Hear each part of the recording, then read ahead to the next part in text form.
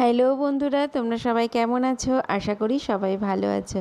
আমার আরও একটা ভিডিওতে তোমাদের সবাইকে জানাই স্বাগত।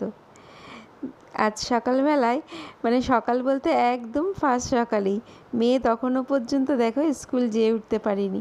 প্রায় 7:45 নাগাদ ফোন আসলো, আমার এই পার্সেলটা চলে এসেছে। তা মেয়ে বললো, মা দাও আমি একটু দেখি তুমি কী এনেছো।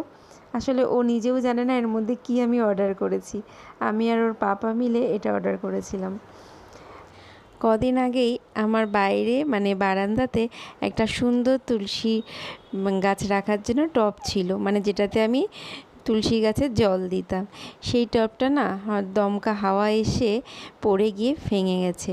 মনটা ভীষণ খুঁতখুঁত ছিল। কর্তামশাই তখন বললো, তুমি একটা অর্ডার দিয়ে দাও ফোনে।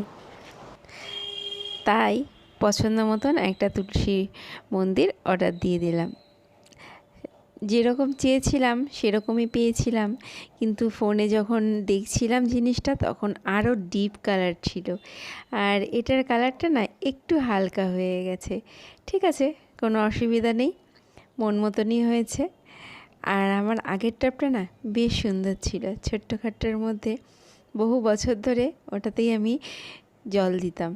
কি জানি কেন, কোথা থেকে কিভাবে হাওয়া আসলো। এর আগেও তো অনেক ঝড় টড় হয়েছে, কখনোই হয়নি, কিন্তু কেন যে ওটা ভেঙে পড়লো নিজেও বুঝতে পারছি না।